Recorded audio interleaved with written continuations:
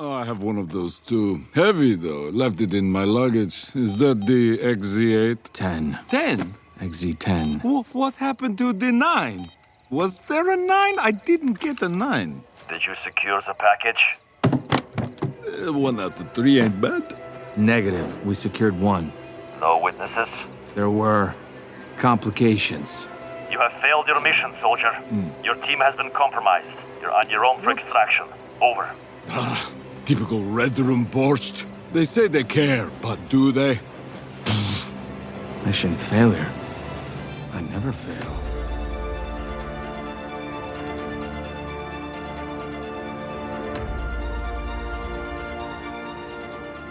Hey, panelers, welcome back to the show. I'm Mark. And I'm Steve. Okay, everybody, this is a spoiler full podcast about What If Season 3, but we're going to be covering episodes 1 to 3 right now because everybody got ahead of the game from us. We couldn't get this going because of the holidays, things that happen with family, stuff like that. Life intervenes in some way, but I'm sure a lot of you didn't get to really watch these episodes like I did up until recently because, you know, holidays get to you, and how often do you get to sit down and watch sometimes? So we decided, all right, we'll do the first 3 now. We'll do the second set of 3 the next podcast that we do, and then we'll do the final 2 because it's only 8 episodes of What If Season 3. So last year we kind of missed out on doing Season 2, but we're here and we're dedicated to doing this because we're going to get a few more things that we're going to do Marvel-based, possibly DC-based, to cover within a year. Obviously with Daredevil Born Again or Reborn, we're going to be covering that. We could talk about Creature Commandos, things of that nature, or even the Watchmen series movie that they're doing now and Crisis on Infinite Earths if we wanted to. We'll see. But we're trying to get you some content, and I know it's been a while.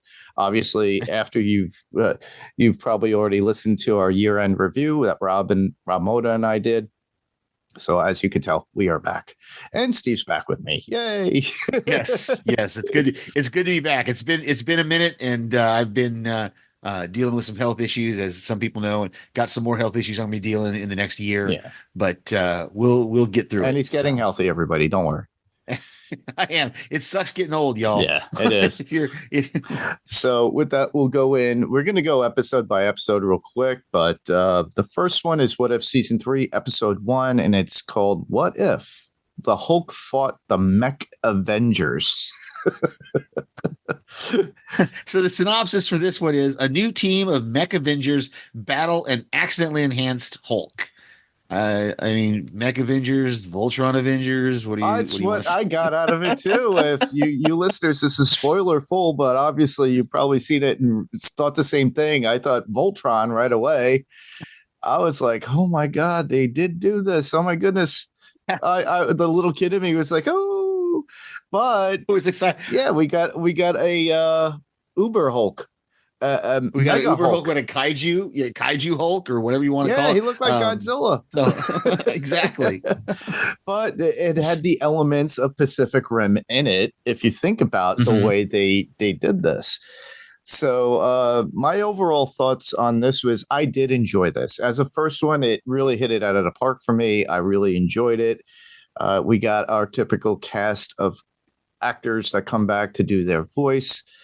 You know, with their from their characters in the actual cinematic films, reprising their voice roles, and I thought that was great. So, what did you think, Steve? You know, I struggled with this one. I really did. I mean, I'm not a kaiju guy. I mean, I know you are. Yeah. You're a kaiju guy. I've never been. I mean, yeah, of course, I watched Godzilla when I was a kid. I saw the Godzilla movies. I've watched the Godzilla stuff. I've just never been a big, huge monsters fan. And it took. There was a few things that took me out of it that I want to complain about. Real quick. The first things first is normally, and maybe this is where you can help me because normally with a what if, even back when they had the comics that I remember, the comics I remember anyway in the 80s, is they would take a moment, and even the first couple seasons did this with the MCU and with comic book moments, but they would take a moment, they would show you the moment, and they would say, this is where it changed, and this is where we're going to do something different. This one, I was so confused because and this is where you can correct me, because I don't know anything about these Gamma Wars. Was that a thing? Did I miss this? There was a Hulk run, which they don't really talk about. The Watcher didn't say anything like this happened in the real world. Now, mind you, he would have to go back to comic book lore at this point. Right. They're trying to brief everything within the MCU. So the way I took this episode was, all right, this is a one-off. We haven't gotten to, because there's still talks that they're going to do, since now rights of the Hulk are available to Disney Marvel, to do a standalone movie. They're able to do that finally. Mark Ruffalo could easily do a whole movie, and it would be probably one of the last few things he does as a Hulk character. Because we're looking at World War Hulk. We got Hulk Armageddon. There's like a whole bunch of them. There was a point where the Hulk did Hulk out to the point where he got so much gamma radiation in him that he did turn into a huge beast of a monster that he had to, attack the Avengers and stuff like that. So it did happen to some degree, but this is a different take on it. And it's kind of a creative take on it because they never made a comic book of this. Okay. Because I was like, I was so confused by that, the way it started out, and I was going, wait, the Avengers were killed, like, because it shows that he killed the first group of Avengers that attacked him, and then it took the new captain, Falcon, Rambeau, and the others to finally defeat Apex, not Hulk, to defeat the Apex. Yeah. And so that took me out of it a little bit, because I was just like, wait a minute, there's a moment that they show us and they say this is where it changed. Yes. And that didn't happen for me. That confused me. So then the other thing, my other complaint is, because I got so excited. Yeah. Because I watch credits, y'all. I usually do. Sometimes I skip them, but sometimes I watch credits. And especially with these what if shows, I like to watch credits. And when I saw Oscar Isaac's name come up in the credits, I was like, we're going to get Moon Knight. And then I was like, after the first time watching, I was like, where was Moon Knight? And it wasn't until the second time watching that I realized, oh, he was that guy speaking like with it, like it was like the Mark Spector type character, I guess, who was supposed to be the one that was speaking, but they never showed Moon Knight. They just showed him in his Avengers, in like the white and blue Avengers outfit. Yes, it's a different character. As one of his identities. And I was just like, that doesn't, and they never even said his name. They didn't say Mark. They didn't say Moon Knight. Yeah. They called everybody else by name. He was the only one. So I had to go, I guess it's that guy who's speaking with a New York accent must be the one that is Oscar. And that just bothered me because I was so excited to get to see Moon Knight. He could have been an Avenger too at one point, I'm sure he could be. And we were supposed to get him, or we're supposed to get him. Like, I don't know. There's so many rumors flying around about these upcoming, the more they push, this is another side note, to take a tangent here. The more they push out these Marvel movies and change the dates on them, the more we're going to get, this person has been cast, they're coming back to play, it's confirmed, and you're just like, really, is it? And then it's just clickbait. And a lot of it is clickbait. They're talking Scarlett Johansson again now, and I'm like, I won't believe it until I see it. Yeah, exactly. So those couple of things kind of took me out of it, right. And you kind of helped me out a little bit with where the placement is, and the story because of it. Yeah, because they do the callback where Falcon does the on your left, but he's doing it. He's doing it as Sam Wilson to the Bruce Banner, not Captain America to Sam not Steve Rogers to Sam Wilson. Yeah. So that was I was like, where is this taking place? Because then Rambeau calls him captain. Mhm. And so obviously it's in the current run of who Captain America is. Yeah. Or Or in this I don't know, world it just- where Sam took over, or this where world, right? Where he took over after Steve Apex Rogers killed. Yeah, Right. yeah. So the Apex had already killed off the other Avengers, and Yeah. So those kind of things kind of took me out of it a little bit. But yeah, and it's such a shame too that they killed off all the other Avengers, and then they had to retool and regroup, and it was like a whole Pacific Rim thing where they have these huge mechs. these mech suits, that I guess they got them from Tony Stark before he died. yeah, And apparently Bruce Banner was able to hack into the system and reprogram them so that they could even reconfigure themselves because unless they were originally built to form together as one mega Avenger, how did that get changed? Wouldn't that have to have gone back to the tool shed? And I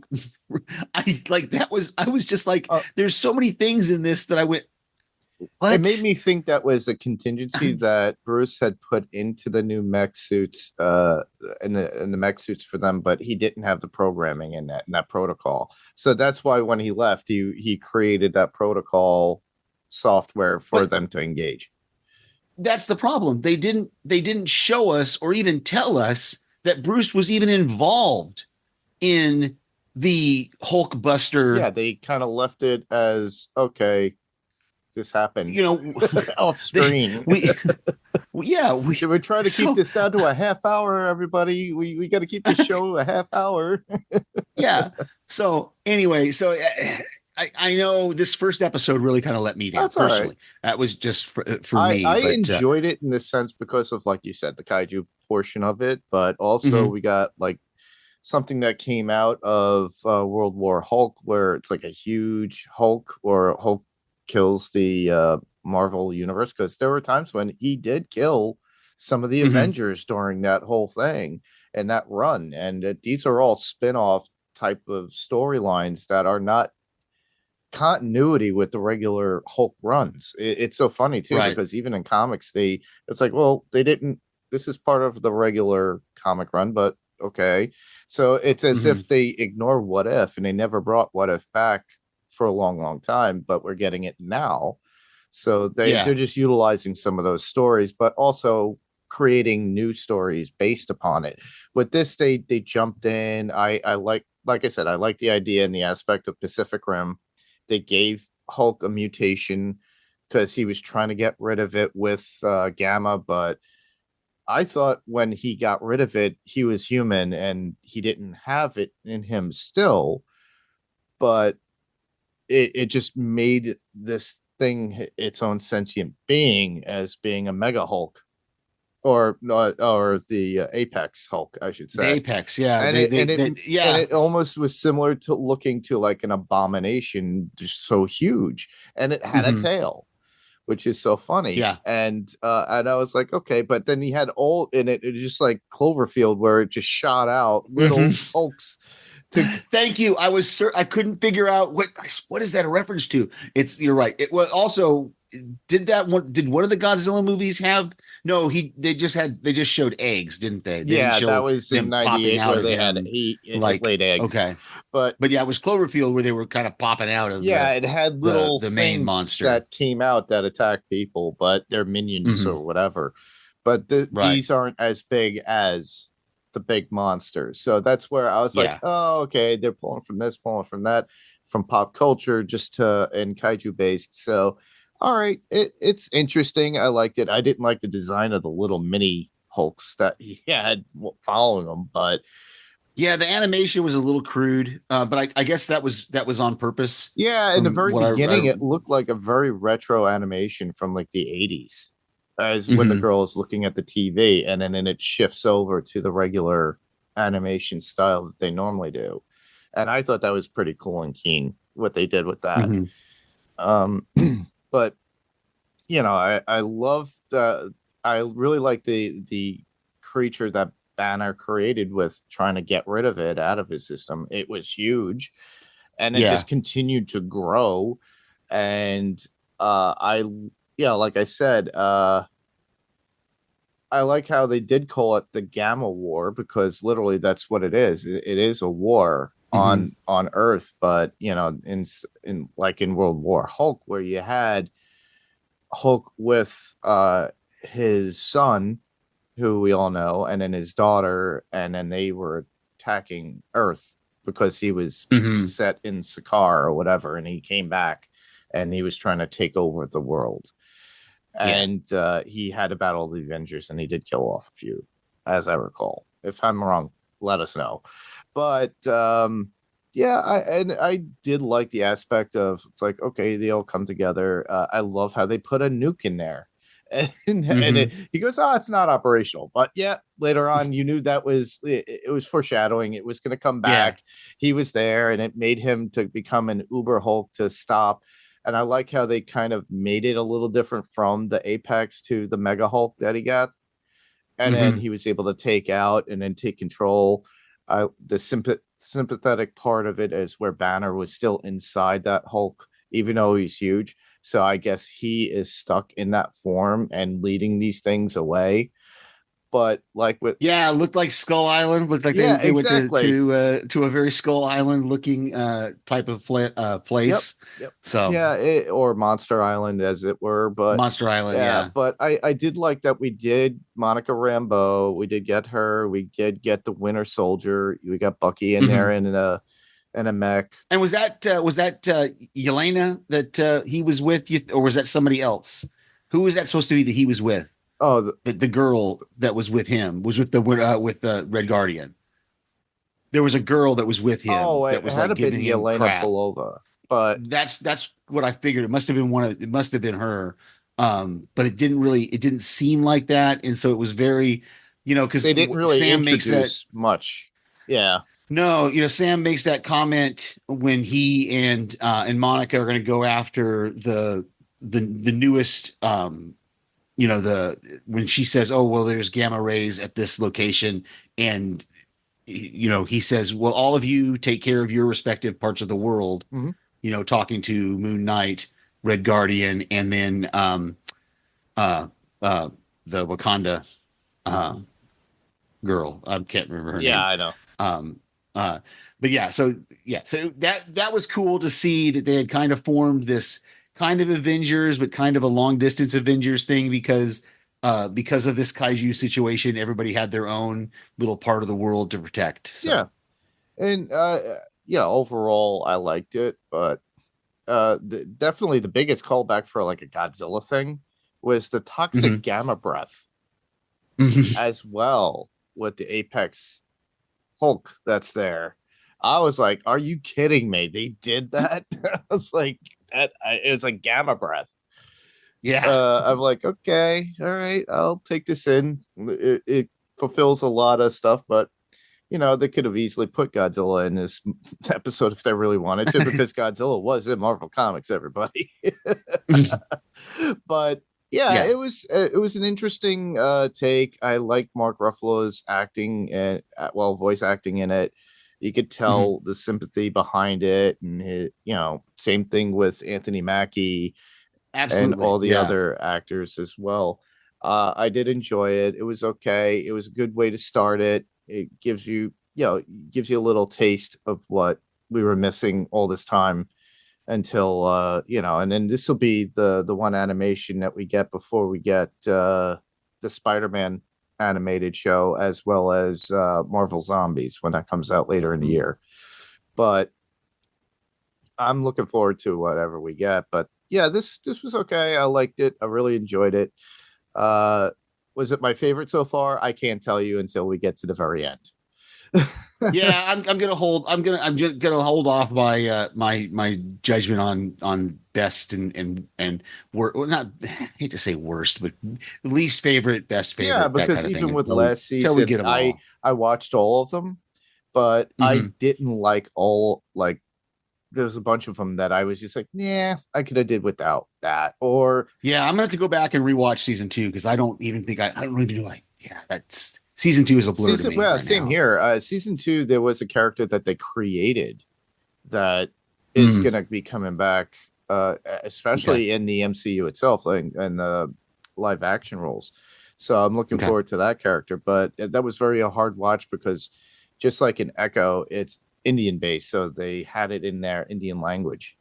So that was hard to okay. watch, and I got to watch it again. I have to give it give it the credit where credit is due, and then give it the attention that it's needed. I'm not being racist, everybody. I love the idea that we have Indian characters in it, and Echo, and me and Rob actually mentioned that on the year-end review about Echo, because he goes, "Oh, you forgot Echo." I was like, "Oh yeah," and we did. I did watch it. We didn't. I don't think we covered it, did we?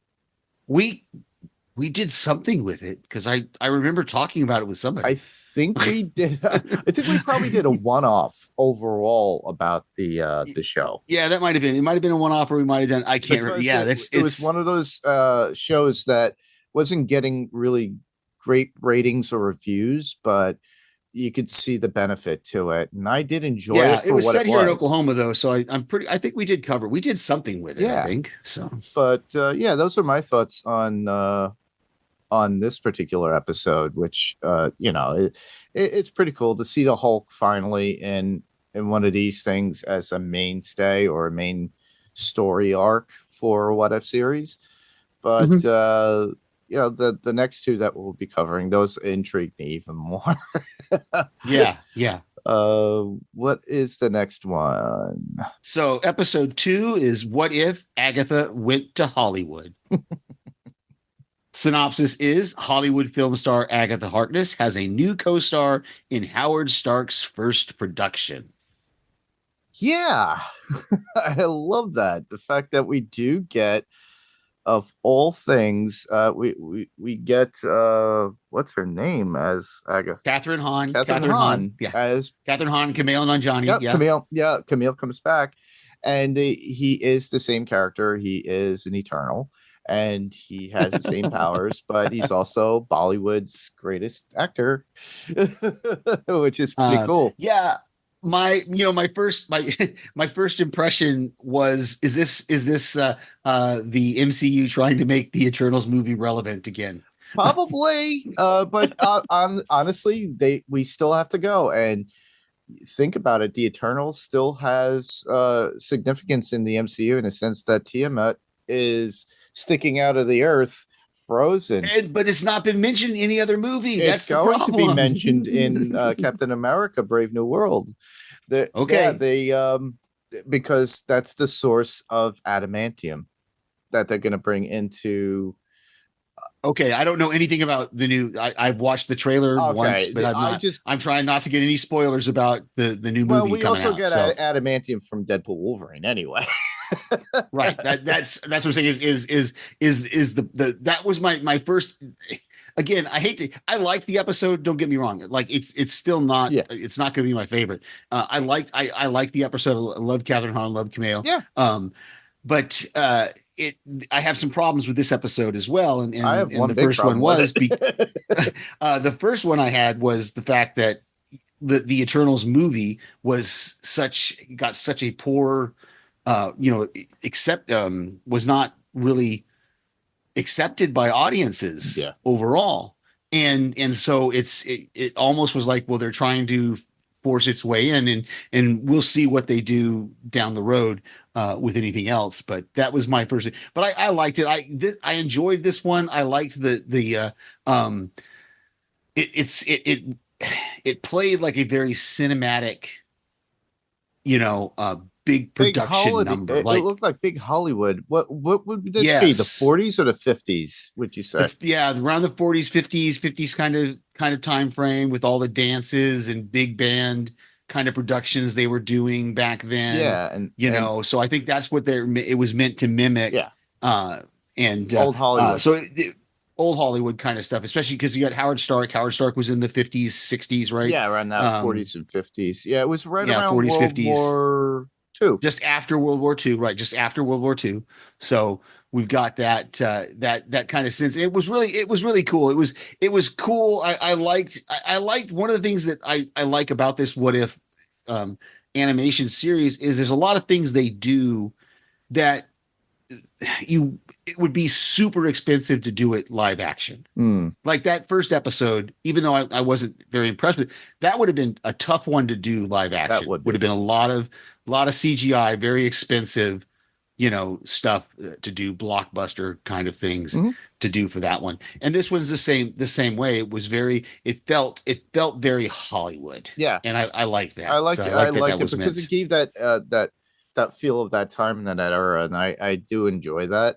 And I love the dance routine, the way they did that with Camille. Well, it's not even Catherine Hahn and Camille; it's the cartoon or animated versions. Yeah. But I liked it. It was it was great the way they did it, and like I love the fact that at the end, Howard Stark acknowledged that he knew that they were enhanced beings, and they're like, wait, you knew? And he's like, of course, I'm Howard Stark. Of course I knew. I knew we'd get these enhanced beings to do this, and then we wouldn't have to spend all the extra money, on these effects, because you would do them with your magic and with your science and all that. So that was really cool, that acknowledgement that Howard Stark knew all along that what they were doing was, he makes that joke about the safeties of the pyrotechnics being turned off, that kind of thing.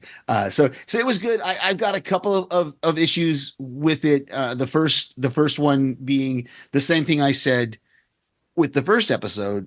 The Watcher gives us a very brief statement about this episode is about what if Agatha Harkness discovered the power of the celestial being, and found a spell that could harness that power. And I'm like going, wait, when did this, where did this come from? When did she learn about this? Who told her? How did she get this spell? Like, none of those questions are answered. It's just kind of hand waved away of that. This is what started it, is she found out about this being, and now she's trying to get the power. And that's where this universe is kicking off. And I'm like, again, we're not given an event. We're not giving a moment flashback or a moment where we could or see anything from 616 or from the Marvel, the actual MC, the original MCU that this branches off from. Yeah. Well, the only thing I could say that justifies it is that we know that she was around at the time in Salem when all the witches were coming around. So she would know through the world that the Eternals are around, and must have heard about them through her witchy ways, and must have learned something about the Celestials and the Eternals. So that's probably how she would know about Camille's character. And I buy that, and I get all that, but I'm just saying they didn't show us that. Oh, I know. It's like, they barely told us that, because we get a couple of references later on when Camille asks about when she's using the powers of Thena and Gilgamesh, and he's like, wait, where are they? And she reveals that they're hidden in the effects. Yeah, they're locked away in some storage thing, because remember, she can take other witches' powers. But how could she pull from these other people? Yeah, so obviously she didn't kill them, because then at the end of the episode, there's that, Camille makes that mention that, well, since you revived Ajax and all the rest of them, they're worried that taking out how do you say his name? Arishem. It's Arishem. Arishem, killing Arishem might cause the other Celestials to take notice of us. So we get at least we get a reference to the fact that, okay, she did wake up his other people, his other Eternals, like she said she would do. Yeah. So that's good, at least. And so, and my issue, with Arishem, is that we don't get the traditional, because in the very beginning of the MCU, when we got the original Guardians of the Galaxy, they were the true John Byrne celestial looking Celestials that they were. They went with what we got from the Eternals of what Arishem looks like. And I'm like, really? Right. We can't go back and give us that comic book, not accurate, but as close to it as possible, like we did in Guardians. It would be so nice if they could just change that around, so that way we could, get what we want. We kind of sort of got that with Thor and Love and Thunder when you saw them standing outside of Zeus's little Yeah. amphitheater, but I was like, oh man, they made that almost accurate, but it's like, oh, they went back again. Yeah. So the other issue I have, and this is going to bleed into the next episode as well, because it has this. I'm going to have a similar issue Mhm. with the next one. Is wouldn't this timeline, wouldn't this moment, wouldn't this mess with the origin of Iron Man? Yes, Because at the end, Howard Stark says, they ask him, what's this going to do with your weapons business? And he goes, oh, weapons, I'm not doing weapons anymore, I'm going to do films. And so suddenly we no longer have an Iron Man, maybe because he went into film instead of going into weapons. yes, Yeah, right. this would be a different universe altogether, kind of like what we Mhm. got with Doctor Strange or what Super Strange or whatever it was that was Dark Strange. Yeah, that was it dark. Dark Supreme Strange Yeah, or Supreme something like Strange that. or whatever. Yeah. Because there was several amongst there too. So this would be Mm-hmm. a universe without Tony Stark, who's Iron Man. Without the Iron Man, at least the Iron Man that we know. Yeah. He would be a different Tony Stark Mhm. if that were to be the case. So that kind of also makes me pause. And I thought at first, and obviously we haven't watched beyond episode 3, so there still could be a callback to this, but I did like the fact that at the end, the Watcher kind of says, well, this is a great place to end, but it's also a great place to put a cliffhanger. And he shows the Celestials, kind of coming up behind him. Mhm. So I thought are they setting this up for later? Yes, usually Later seasons, later episodes. Generally, with What If, it always boils down to what we get in the last 2 episodes. Mhm. It's like a big overall story arc that Mhm. kind of blend together because it is multiversal. But Right. that is kind of a setup, I think, and we won't know that until we get to that point, and then everybody's gonna be like, "Oh, I have to binge watch all these in one day."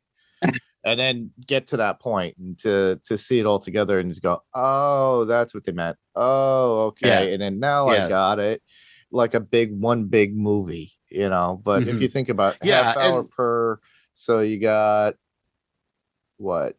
There's 8. 2 hours and 40 minutes, so it'd be close. Yeah, if they're 20 minutes a piece, that's 2 hours and 40 minutes by the time it's all over. So that's right at a Marvel movie. So yeah, and I agree. That's what the previous What If seasons have done, and so I'm excited to see if that's going to be the case. What we're going to see tie in. Yeah. At the end of this season. So Yeah. I liked it for the Hollywood style, old Hollywood. I like the Mhm. fact that, we got Kamal back and, Catherine Hahn's always great. And it's so funny because this is a little bit of a different version of Agatha, but she's still a little bit evil. Mhm. But yeah, and then at the end, you could see how they're working together too. So Mhm. I really did enjoy it. It was one of those, I'm like, all right, I like the elements of it. Just like with the first episode, there are elements in it that I just captivate towards. My big issue is just the celestial look and with Yeah. Arishem, but that's always my nitpick is that's like me looking for a black suit Spider-Man, but we're probably never going to see that just yet. Yeah. But I like I said, I liked it. I recommend this one. And honestly, I liked it a little bit more over than the first episode. The first one, Yeah, I definitely liked it more than the first episode. I'll say that. yeah, So- the first one, to me, it just gets me with the kaiju stuff, and Yeah. the mech stuff. and I understand that. But That makes total sense to me. but the third episode, What if the Red Guardian stopped the Winter Soldier? The Red Guardian interferes with the Winter Soldier's mission to kill Howard Stark. And so I'm just going to start right off at the beginning of saying what I said in the last episode.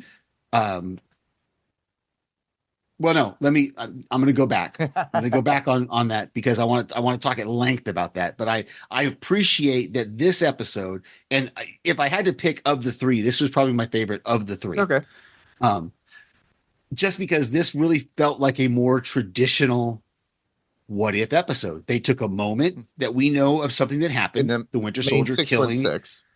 right in the main MCU, that the Winter Soldier killing Howard Stark and his wife, the mother and father of Tony Stark, and we have the Red Guardian stopping him from doing that, and Howard Stark surviving.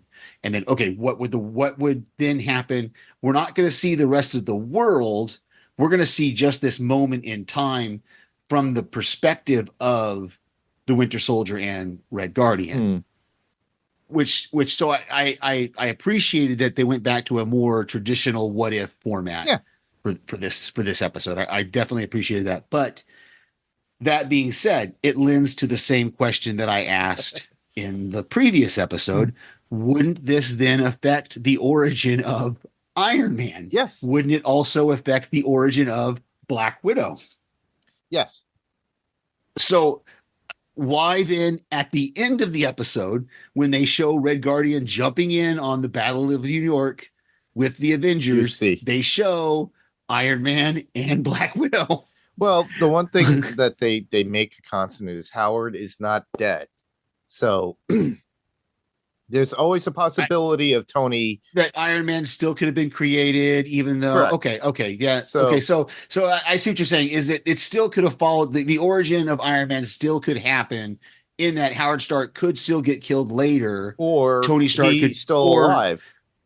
Or he's still alive and Tony is on the trip in Afghanistan anyway and gets injured. And okay, I can track with that. Yeah. And I guess there is that moment when they show, and this is where I got confused. I didn't catch it all the first time I watched it, so I got confused the second time I watched it, because when Red Guardian is talking to General Dreykov, and Dreykov is giving him his mission to go to America and work undercover as a data processing clerk named Bob Toledo. Okay. He says, am I supposed to live there as an American? And they cut to a split screen of a couple of crying babies and kind of a domestic kind of environment. And then they cut away from that and they cut to Red Guardian as Bob Toledo in the airport playing Tetris on his little Russian Game Boy. Yep. So I thought that, to me, felt like that meant they changed how he came to America. Because, originally, if you watched Black Widow, he came to America, set up his cover identity, and then got sent back to Russia. And that's where the girls became. But Dreykov always still had the Red Room anyway, even in his version. So he could still have created Black Widow and his own Black Widow. A Black Widow, but could have been Red Guardian. How would it be? Would just be not on that mission to go into America. He'd be on this separate or different mission that Dreykov sent him to. Again, but then why do we have a Black Widow at the? They didn't. These are things that they don't explain, and maybe they're going to explain them later or not. But no, it's just. I know you want more depth of the story, but I'm always seeing it in the sense of the writer in the animated world saying, I only have fixed amount of time, and to fill up all that literally lends itself to almost being an hour. And they're fixed to a certain half hour. That's why that's why they've been doing this. I knew that in the back of my head, but I know it's kind of a pet peeve. You give them their grace. Yeah, you give them their grace. I understand it. I believe it too. All right. It just irks me. But I did like that the Red Guardian, the Alexei, was playing a Game Boy and playing Tetris, because Tetris is created by the Russians. Yeah, I love that. I love that little backstory history there. I love David Harbour. His voice acting in the two episodes that he was in were just spectacular, and particularly this one is just spot on. The man can do a voice acting. He just really did great. Between and switching between the Russian accent and his American, his real accent, was just priceless. That fact of coming back to being Bob Toledo, Or even was him great. So trying to be American, the way he tries to like have Alexei impersonate American. We're looking for Yeah. give a gift to our sister. Yeah. What'd you get her? A sweater or a TV? Sweater and a TV. Okay. Yeah. Yeah. And just like, spouting Marxist propaganda, though, every chance he can get, though. Oh yeah, very true. The best part of it, and what I did really like about it, is Lawrence Fishburne in it. Yeah, Lawrence Fisher did great. I had totally forgotten about that character. Goliath. So until Goliath, thank you. When he became Goliath, I was like, that's who he is. So As soon was as like, I recognized, I was like, "Who is this? Who is this?" Because I didn't look at the credits, and I'm like, Yeah. "Oh, okay. Oh," and I'm like, well, I had seen Lawrence Fishburne in the credits, and it just didn't even dawn on me because I think I've only watched Ant-Man and the Wasp a couple of times, so it didn't track with me. About him being Goliath until he transformed into the suit, and I was like, oh, that's who he is. Okay, now I get it. So I really appreciated that little bit of aside. I loved America Ferrera's as portrayal of the Ranger Morales. Yeah. Ranger Morales. Yeah, I thought she was hilarious. Even more so the second time I watched it, when I really recognized her voice. The first time I didn't really pick up on it until, like I said, until the second watch, when I really picked up on her voice. She has a fairly distinctive voice that I think was really, really cool. So I loved all that about it. I loved the action kind of movie. It was like a Tango and Cash kind of absolutely attitude. It was definitely this it's little team definitely up. that action comedy, action adventure comedy kind of thing, team up that I just love, which is you and I both appreciate our 80s roots of the buddy cop movies. It could be Bad Boys, it could be Tango and Cash, it could be Red Lethal Heat, Weapon. Lethal Weapon. Like I said, Red Heat is one that stands out to me, of having two different cultures coming together and having that John Belushi and Arnold Schwarzenegger, is Jim Belushi, excuse me. No, it was James right. Belushi. Yep. No, James Belushi. Thank you, not John. Thank you. I was like, I did misspeak the first time. I'm gonna call you Gumby. So call you Gumby. Danko, you're welcome. Okay. Time to feed Petakeet. All right. Anyway, we could go on with Red Heat quotes all day long. I know, but no. So I love that. In particular on the second watch, I really picked up on the use of the split screen of all the different actors when the car goes over the cliff. Oh yes. The split screen of showing Red Guardian, showing Winter Soldier, showing Lawrence Fishburne, Ranger Morales, the car, and the Watcher even going, he wasn't expecting that. It's as if he was watching it for the first time too. I just love that use of the split screen of all those different characters seeing the car going over the cliff. I thought was just amazing. And then of course them closing up the plot hole from Captain America Civil War. No, Captain America Winter Soldier both, I guess, really just the plot hole of who paid for, who set up the killing of Howard Stark. And now we find out that it was Obadiah Sloan. Slain, excuse me. Obadiah Stane, I think it is. State, however, that guy. Howard Stark's partner, Jeff Bridges. But another moment where I thought was when Bucky throws him out the window and looks, oh, I think I just murdered that guy. So, oh my God. I just that looking down and going, oh, I think I just murdered that guy, and then of course them confirming it there with Ranger Morales and Ben Foster, them seeing the dead body, going, so they leave Howard Stark alive, but they killed the Baldy. So, did you realize what was in the briefcase that they were going after, or no? I'm assuming it was Super Soldier serum. And they only had one bag out of 3. because 1 out of 3 ain't bad. And Yeah.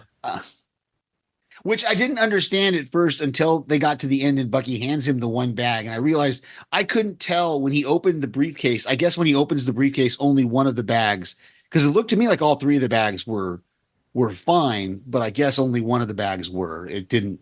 But when he said 1 out of 3, but then he only has one bag there at the end that he tries to give to Red Guardian. Red Guardian throws it on the ground and says, how did they betrayed me, I betray them. So Russia has no more super soldiers. I thought it was great. So like I said, this definitely this 3rd episode of the 3, it's better written, better feel with the continuity of what they were doing. Yeah. It really gave me more What If vibes, which I really appreciate. And like I said, the whole 80s cop, 80s buddy cop version of movie of it kind of stuck with me too. So I love the argument with Red Guardian and the girl at the burger joint. Yeah, I'm a vegetarian. What'd she call him? Fart fart knocker or something like that. Yeah. But the one thing that I did not like about this was Bucky was a little bit too Bucky in it in comparison to what his version of the Winter Soldier was like in Captain America and the Winter Soldier movie. He was very much like a machine in that movie. And then with this, he had personality very much of Bucky. Like he was aware, he wasn't being brainwashed in a way to be a certain soldier. Like he was on spec with like his personality when interacting with people, like with the officer, with like the girl at he the makes burger that joint. Right. He says, I went into, what did he say? I went into covert operative mode. Yeah. Or something like that. So that didn't bother me so much because of the fact that he says he went into covert operative mode. And we never saw that. We never got to see that side of the Winter Soldier in the movies. Yeah. At least not until the end when we see him kind of poking around the museum, but even then we don't get to see how he was able to operate undercover. Yeah. Kind of. So I gave him a little grace on that. All right. That portrayal. But the only other quote I have from this one that I thought was really great was when they're in the car and they're being chased, and Red Guardian is going on and on about more and more about the Marxist propaganda and how great the proletariat is. Yeah. And Bucky says, again with the manifesto, you're more brainwashed than I am. Yep. I thought that was just a great line that I had to write it down. So Marx had a great thing to say. He says this. I was like, oh my goodness. I just loved it. The dialogue was done very well in it, I thought. And it was really snappy and it was really done really well. They cut that together really well. I don't know how they recorded it. I don't know if they were in the recording studio together doing it, or if it was cut together later. But however they did it was really well done. Yeah. So I'd love to see a behind the scenes to see if this was done, like in a studio, or if it was like COVID style. Everybody just did their own from home and then sent it in, kind of thing. And then the editors and stuff had to match it up. It'd be interesting to see. That's the one thing that we lose every time they do not do physical media, because usually physical media has the behind the scenes stuff.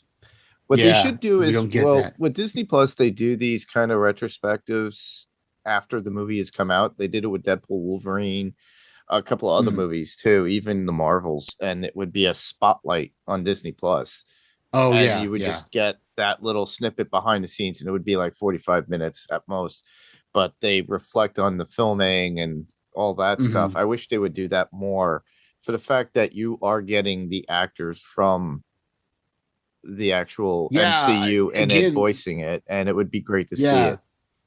It's one of the wonderful things about the What If, and I know we're getting close to wrapping up, so it's one of the things that I think we I don't know if we've commented about this before, that I do love about the fact that they do them animation style.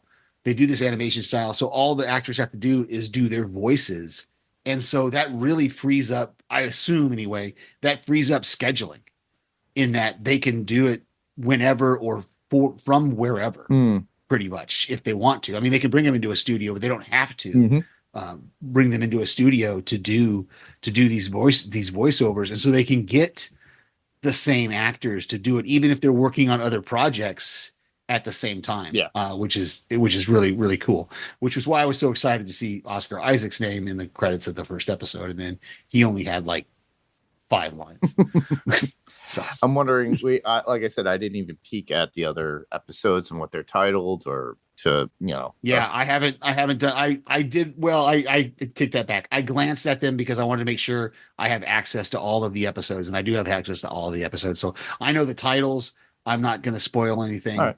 But I'm excited to watch the rest of at least watch the next 3, and then we'll have to hold off on the last 2 before we record again. But yeah, I'm excited to watch the rest of the series. Even as lackluster as I was about that first episode, I'm excited to see where they're going to take this season. And has this been announced as the final season? I'm not sure. Or is that not?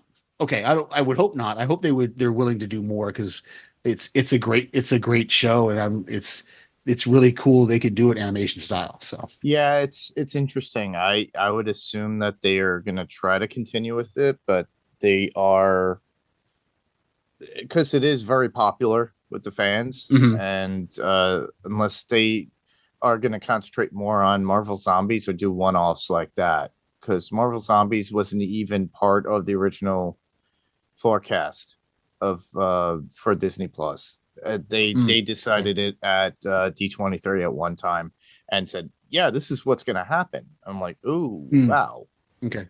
But yeah, they could change their minds of all they want, because honestly,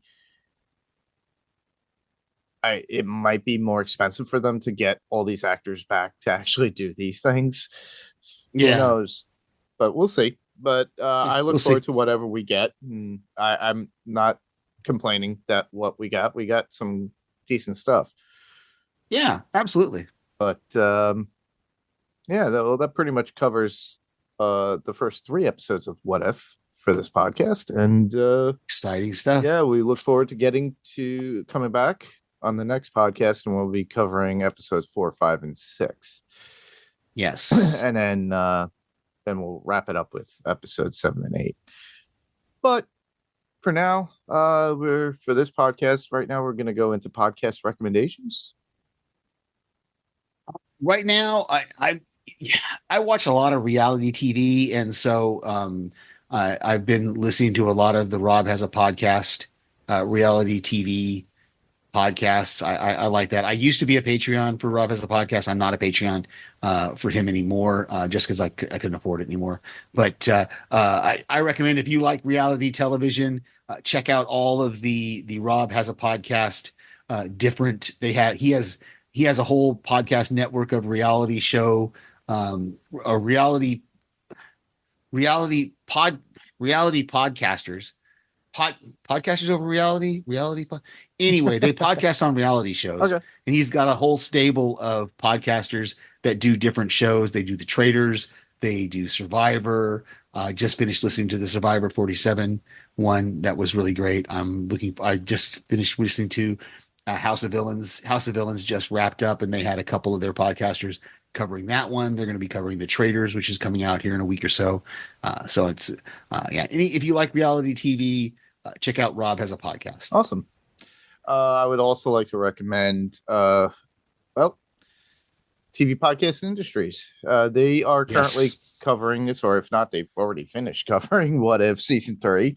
But they cover everything else, like Penguin and everything, other stuff that's based around that world as well. So give them a shout and listen to and follow them if you can. Get their perspective. They go more in depth. They will do like literally an hour per episode. So with us, we're trying to just showing our love and showing our thoughts overall within with these first three, and then the same thing with 4, 5, and 6. Yeah. But well, where else can listeners hear you, Steve?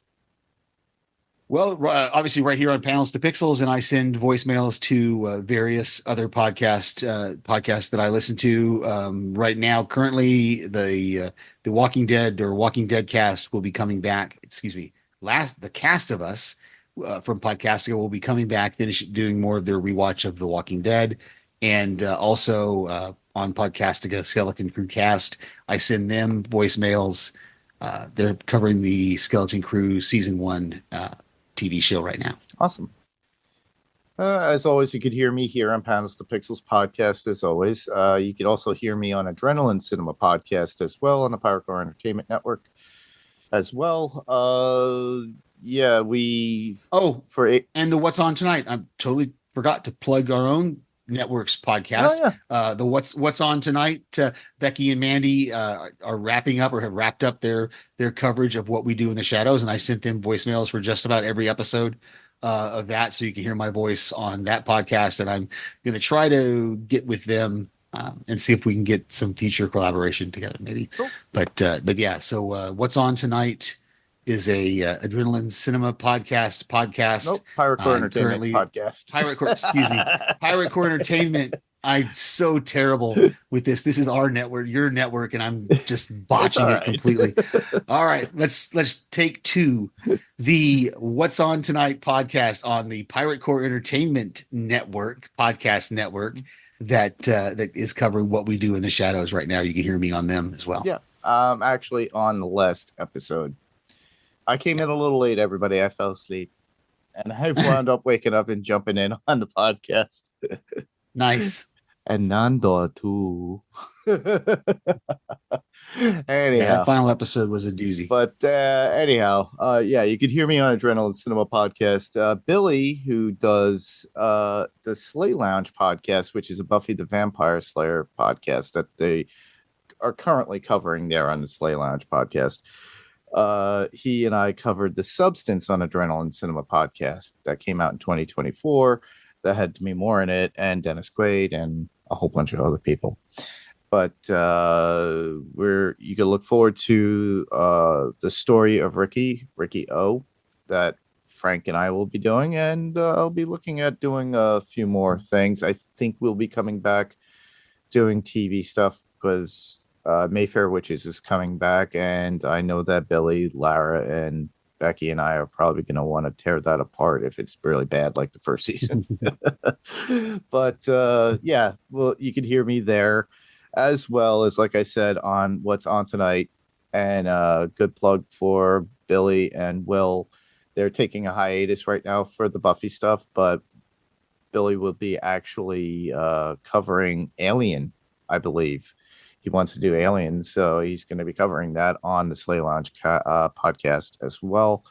Come the end of January will be the first episode of the Pirate Core Music podcast that will be on the Pirate Core Entertainment podcast listening. So if you go to Spotify or Apple Podcasts, all you have to do is search for is the Pirate Core Entertainment podcast.